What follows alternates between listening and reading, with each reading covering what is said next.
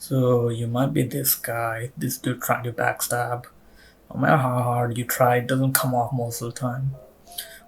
Well, it doesn't have to be that way. I'm gonna show you 4 ways to force backstabs in Elden Ring.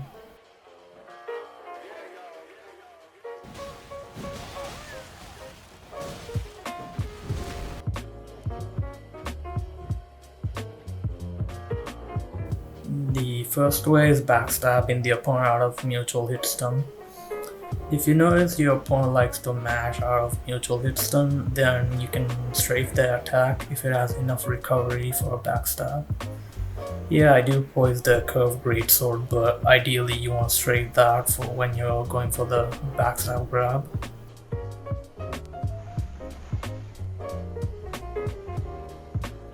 Here's the backstab grab in normal speed. So backstab out of roll catch. So after roll catch, the opponent will be placed in a situation where either he can attack or roll. So I move to pressure my opponent here, and I notice the host is a bit panicky. I do clip him with the roll catch, and then I start pressuring him again. The key here is after you roll catch him to immediately feign pressure and then start going for a backstab, anticipating their attack.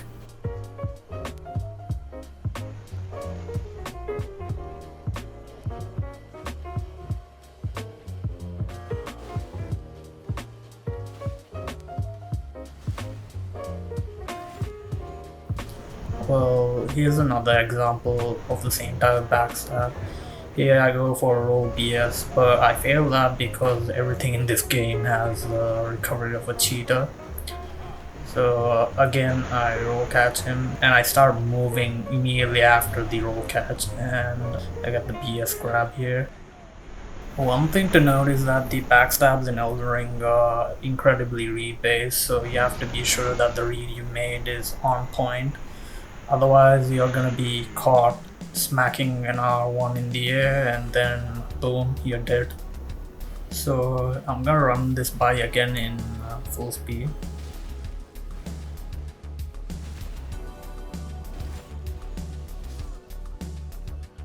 Number 3, conditioning the opponent. So my opponent is on moves here, so I decided that okay, I'm gonna instigate this by going for a running attack. And then here I condition my opponent and make him think I'm going for another running attack, but instead I go for a backstab grab, which gives me about 922 damage, which is well worth. So the key to conditioning someone is making them think you're gonna play in one way and then spring the surprise on them with a backstab. So here's another example of that. So my opponent is being a bit aggressive here, so I decided okay, I'll just feign one way and then punish his aggression with the backstab.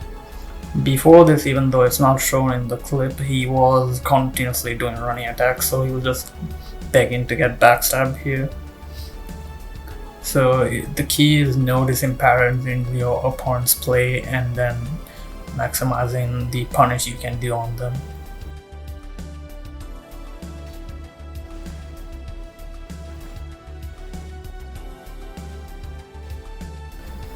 Alright, attack into backstab.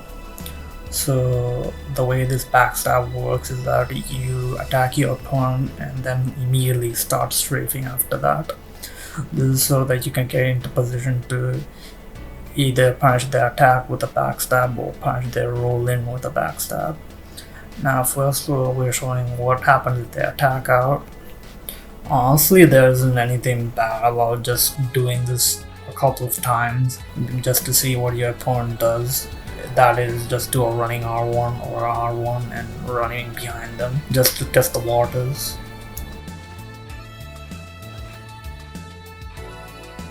Just R1 here with a great spear, and then I anticipate that he's gonna either try to attack or roll in, so I just strafe preemptively. Turns out he rolls in and I press R1 to get the backstab. So this is particularly useful with great spears or spears in general because people like to roll into them for some reason.